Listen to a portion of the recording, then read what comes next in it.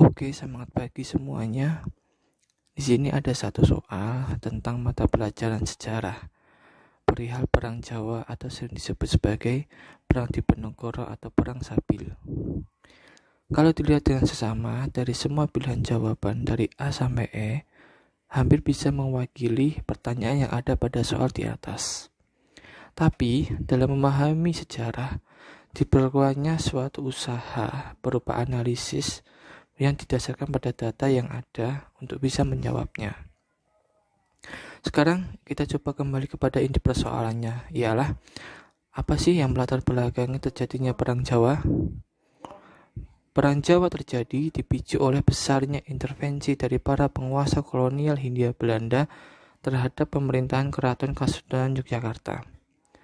Dan pengaruh tersebut juga berdampak terhadap kebijakan yang diambil oleh Sultan Jogja dalam mengambil suatu keputusan untuk kehidupan rakyatnya. Pada abad ke-19, di banyak sumber data yang ada, baik dari karyanya Peter Carey, Jamhari, Babat Diponegoro, Babat Mangkunegoro II, dan sebagainya, dikatakan bahwa pada abad ke-19 merupakan titik puncak krisis sosial yang sedang terjadi. Sehingga semua kebijakan keraton atas intervensi pemerintah Belanda membuat lahirnya krisis sosial, ekonomi, politik, dan budaya.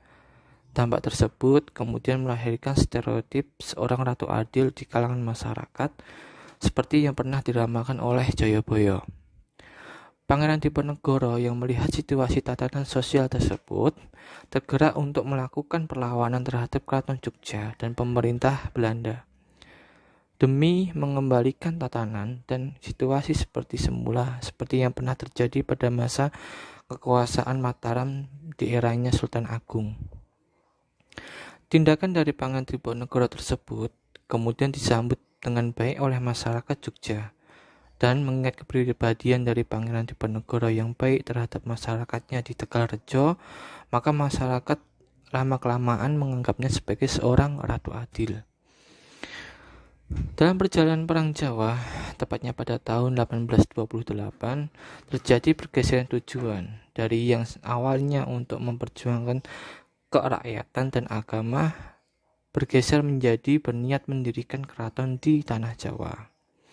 Jadi, kalau kita kupas satu persatu dalam 5 jawaban dari A sampai E tadi, dapat difahami bahwasanya ketika kita itu memilih jawaban A, itu dianggap kurang tepat karena pada waktu itu terjadinya krisis sosial disebabkan oleh kebijakan keraton yang telah diintervensi Belanda.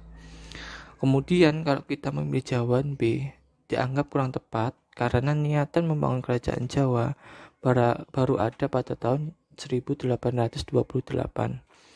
Sedangkan jawaban C dianggap tidak tepat karena gelar Ratu Adil baru ada setelah terjadinya krisis sosial, politik, budaya, dan setelah Pangeran Diponegoro berinisiatif untuk melakukan perlawanan. Dan jawaban D juga sama, dianggap tidak relevan karena pada waktu itu Pangeran Diponegoro masih menjabat sebagai penasihat di Keraton Yogyakarta dan baru memutuskan melakukan perlawanan setelah segala nasihatnya ditentang oleh para kerabat-kerabatnya di dalam keraton dan tekanan dari residen Yogyakarta. Jadi jawabannya adalah E, untuk mengembalikan tatanan Jawa baru ke tatanan Jawa lama.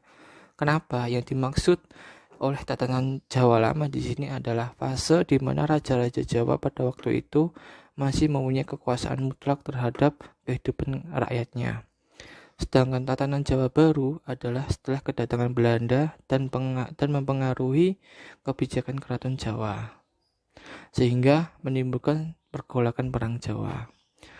Latar belakang terjadinya Perang Jawa jadinya adalah mewujudkan tatanan Jawa lama untuk kesejahteraan masyarakat dari diskriminasi tatanan Jawa baru yang penuh dengan hegemoni pemerintah kolonial Hindia Belanda. Seperti itu.